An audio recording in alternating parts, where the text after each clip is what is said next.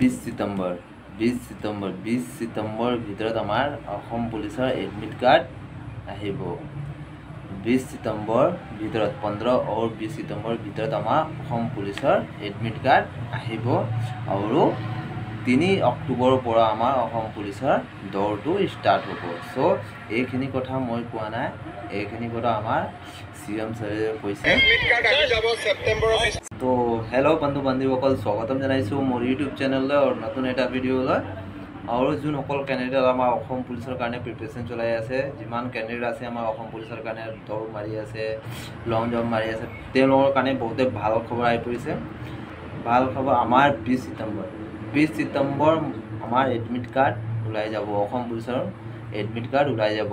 15 আৰু 20 মাজতে আমাৰ অসম পুলিচৰ এডমিট কাৰ্ড ওলাই পৰিব আৰু আমাৰ 3 অক্টোবৰৰ পৰা আমাৰ ফিজিকেলটো ষ্টাৰ্ট হৈ যাব, মানে দৌৰটো ষ্টাৰ্ট হৈ যাব। 3 অক্টোবৰৰ পৰা আমাৰ দৌৰ ষ্টাৰ্ট।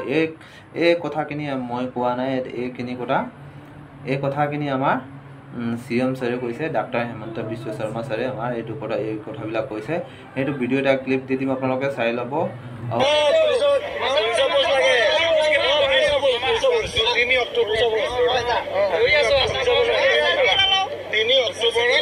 এডমিট কাৰ্ড আহি যাব ছেপ্টেম্বৰৰ 20 তাৰিখত।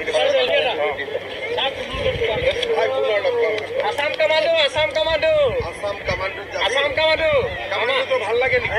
আৰু আপোনালোকে গম পালে এতিয়া 20 ছেপ্টেম্বৰৰ পৰা আমাৰ এডমিট কাৰ্ডটো কনফাৰ্ম এতিয়া ওলাব। 15-20 মাজতে আমাৰ এডমিট কাৰ্ডটো ওলাই যাব আৰু আমাৰ এইটো ছেপ্টেম্বৰ ফাৰ্ষ্ট উইকটো গ'ল আৰু ছেকেণ্ড উইক আহিব। ছেকেণ্ড উইকত আমাৰ কিবা নটিচ এটা ওলাব দৌৰৰ কাৰণে, ফিজিকেলৰ কাৰণে কিবা নটিচ ওলাব। এডমিট কাৰ্ড কেতিয়া ওলাব আমাৰ, সেইবাবে আমাৰ SLPRBত আমাৰ কিবা নটিচ দিব। আমাৰ SLPRBত ৱেবছাইটত আমাৰ নটিচ দিব।